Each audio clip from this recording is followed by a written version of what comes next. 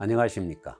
오늘도 애청자 여러분의 사랑과 후원으로 이단 연구와 대처 사역에 헌신하고 있는 한국기독교 이단상담연구소 박형택 목사입니다. 오늘도 특별한 이슈를 다루고자 하는데, 근래에 한국교회에 많은 잘못된 영향을 미쳤던 장자권 회복과 누림이라는 사상에 대하여 그 위험한 이단적 사상을 말씀을 드리고자 합니다. 이것은 세계 한인 기독교 이단 대책연합회의 보고서를 중심으로 상세하게 말씀을 드리도록 하겠습니다. 위험한 문제점을 13가지로 정리해 보았습니다. 첫째, 모든 신자는 장자이기 때문에 장자권을 가지고 있으며 그 장자권을 누려야 한다는 주장입니다. 이영환 목사는 본인의 책에서 구약 교회도 장자들이고 신약 성도들도 다 장자들이다. 그래서 우리 신자들은 다 장자이기 때문에 장자권이 있고 이걸 누려야 한다고 주장하면서 신자들이 다 장자라고 주장하기 위하여 여기저기서 성경을 가져다 붙입니다. 근거 구절이 출애굽기 4장 22절과 12장 13절인데 이스라엘은 내 장자라는 표현을 끌어옵니다. 이 말씀이 구약교회 성도들이 다 장자라는 뜻인가요? 이 말씀은 하나님께서 모세를 불러 바로에게 보내시면서 바로의 장자와 하나님의 장자 이스라엘을 대조해서 이스라엘을 보내지 않으면 바로의 장자를 죽이겠다고 전하라는 메시지로서 이스라엘은 하나님의 택한 백성이요 보호하시는 백성임을 말한 것이지 이스라엘 백성 전체가 장자라는 뜻이 아닙니다. 또한 문설주에 발랐던 어린 양의 피로 보함을 받은 이스라엘 개개인이 다 장자가 아닙니다. 이것은 말만 그대로 따다가 가져다 붙인 것이라 할 수 있습니다. 히브리서 12장 22절에서 23절과 계시록 20장 15절 그리고 계시록 21장 27절인데 하늘에 기록된 장자들의 총회와 교회를 어린 양의 생명책에 기록된 자들과 연결시켜서 같은 의미로 해석해서 생명책에 기록된 자들은 다 장자들이라는 의미로 해석하고 어린 양의 피로 구속받은 성도들이 장자요 주님을 영접하여 하나님의 자녀가 된 사람들이요 로마서 8장 17절과 연결해서 하나님의 자녀이면 그리스도와 함께 하늘나라의 상속자이니 장자라는 것입니다. 그래서 에서처럼 장자권을 팔아먹지 말고 야곱처럼 장자권을 사모하라는 것이지요. 히브리서의 하늘에 기록한 장자들의 총회와 교회는 장자 되신 그리스도와 함께 하늘의 상속자가 된 총회와 교회, 이는 같은 집단을 가리킨다고 여겨집니다. 즉 성도들은 주님께 속한 교회로서 하늘에 그 이름이 기록된 것을 말하고 있지 성도 한 사람 한 사람이 장자라는 것을 말해주는 구절이 아닙니다. 둘째, 장자권은 주로 명령권과 선포권이와 정복권과 통치권이라는 주장입니다. 장자는 차자가 있을 때 장자가 되고 명분이 서는 것이지 독자나 외아들일 경우는 장자라는 명분이 필요 없습니다. 모든 신자가 장자라면 차자는 누구입니까? 구원받은 하나님의 자녀의 권세를 굳이 장자권이라고 주장하는 이유가 무엇일까요? 이것은 이영환 목사의 장자권의 권세와 누림이라는 논리에 맞추기 위한 것이지 성경은 굳이 신자는 장자이며 장자권이 있다고 주장하지 않습니다. 장자권이 하나님 나라의 상속권이 있는 것이 아니라 그리스도를 믿는 모든 신자들이 장자 되신 그리스도와 더불어 양자로서 하늘의 상속을 받는 것이지요.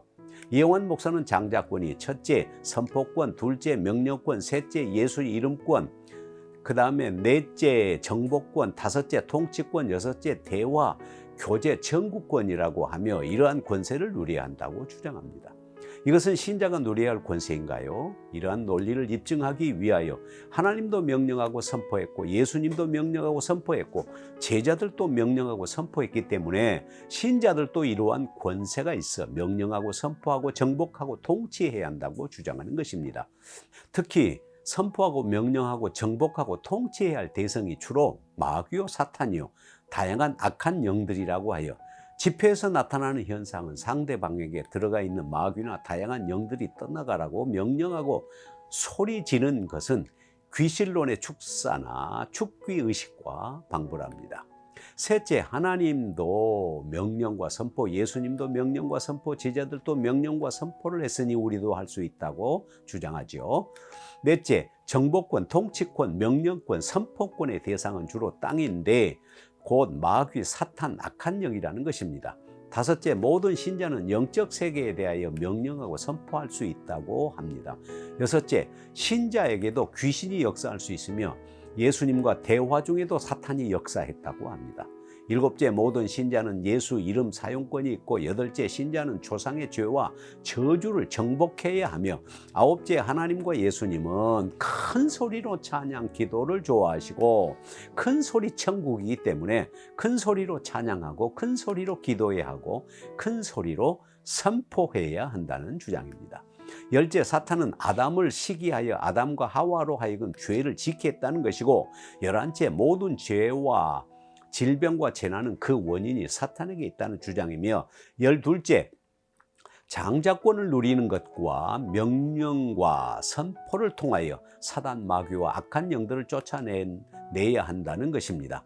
마지막으로 열셋째, 6개의 각종 이단 사상이 발견됩니다.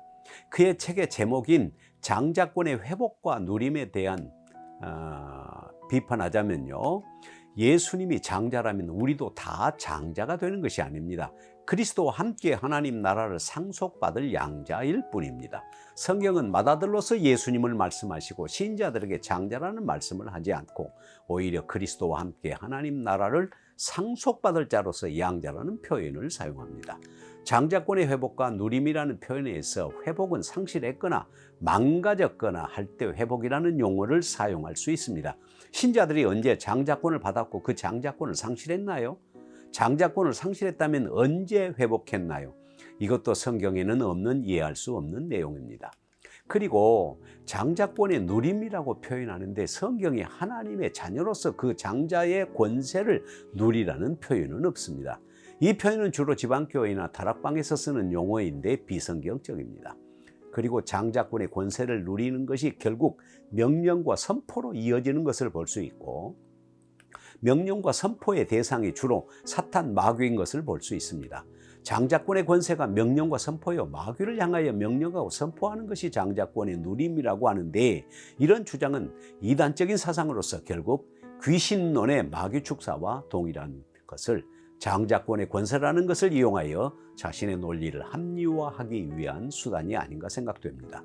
요한복음 1장 12절, 하나님의 자녀가 되는 권세는 하나님의 자녀로서의 권세, 파워를 말하는 것이지, 파워를 말하는 것이 아니라 믿는 자의 하나님의 자녀가 된 right, 권리를 주셨다는 뜻입니다.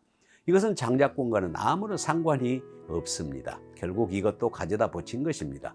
또한 땅을 정복하고 다스리라는 말씀은 아담이 살고 있던 장소로서의 자연계의 땅을 정복하는 것이고 땅에 움직이는 모든 생물을 다스리라고 말씀하는 것입니다. 그런데 이영환 목사는 사람을 만든 재료가 땅의 흙으로 만들었기 때문에 땅을 정복하라는 말씀을 흙으로 만든 우리 인간의 육신의 정욕이나 물질 욕심이라고 해석하고, 모든 생물을 다스리라는 통치권은 땅의 생물인 예뱀 곧 사탄을 정복하고 다스리라고 말씀한다고 주장하는 것입니다. 얼마나 위험한 해석인가요? 또 이영환 목사는 천국이 하나님의 큰 소리를 좋아하고 예수님도 큰 소리로 기도하고 설교했으며 구약의 성도들도 신약의 성도들도 큰 소리로 부르짖는 기도에 익숙해 있었다며, 천국은 큰 소리라고 하여 큰 소리 기도하고 설교하고 찬양하는, 그리고 큰 소리로 명령하고 선포해야 한다는 주장입니다. 과연 그러한가요? 엘리야에게 나타나신 하나님의 음성은 세미한 음성이었고, 사무엘의 어머니 한나의 기도는 알아들을 수 없는 기도였습니다. 부르짖는 기도는 꼭 큰 소리로 말하는 것이 아닙니다. 하나님 앞에 극한 상황에서 마음의 고통이나 아픔을 토해내며 하나님의 구조를 요청하는 간절함을 말하는 것이지요. 이영환 목사는 부르짖음과 큰 소리를 동일시하고 있는 것을 볼 수 있습니다. 이영환 목사의 사탄론과 귀신론과 악한 영은 배려와 귀신론과 매우 유사합니다. 독특한 것은 마귀 사탄이 천사장으로 하나님의 사랑을 받았으나 아담과 하와 때문에 사랑을 빼앗겨서 시기심으로 아담과 하와를 죄를 짓게 하여 하늘에서 쫓겨나 비참한 신세가 되었다고 주장합니다. 이러한 사상은 통일교에서도 있는 사상으로 위험한 이단 사상입니다. 사탄을 인간에게 죄를 짓게 한 장본인으로 만들어 죄의 책임을 마귀에게 전가하고 인간에게 주어진 죄와 저주와 질병과 재난과 더러운 생각이나 말이나 행동 모든 것이 악한 영의 역사이기 때문에 마귀와 악한 영을 쫓아내면 모든 문제가 해결된다는 사상을 이용한 목사는 가지고 있는데, 바로 이러한 사상은 베레아 김기동의 귀신론 사상과 유사한 사상이 아닐 수 없습니다.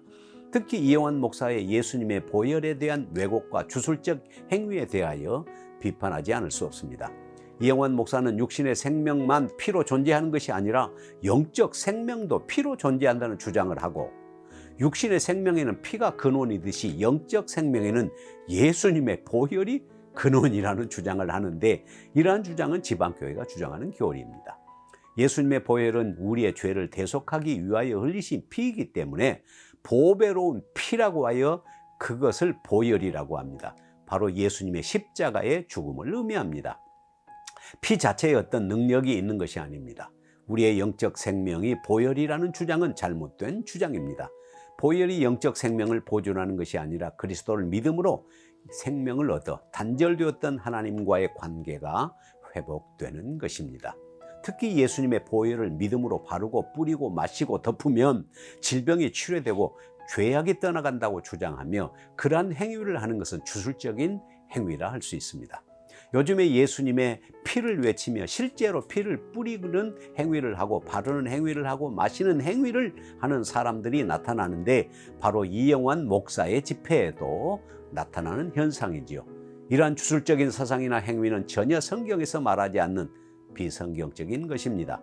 예수님께서 자신의 살과 피를 먹고 마시는 자는 생명을 얻는다고 말씀하시는데, 실제 그렇게 한다는 말이나 그런 행위를 하라는 뜻이 아닙니다. 주님을 믿는 것이 바로 주님의 살과 피를 먹고 마시는 것이 아니겠습니까? 이영환 목사의 사상은 비성경적인 가계 저주론을 비롯하여 지방교회, 다락방, 귀신론, 윤석전, 신사도운동, 구원파, 통일교 사상의 흔적이 나타남을 부인할 수가 없습니다. 감사합니다. 오늘은 이것으로 마치겠습니다. 안녕히 계십시오.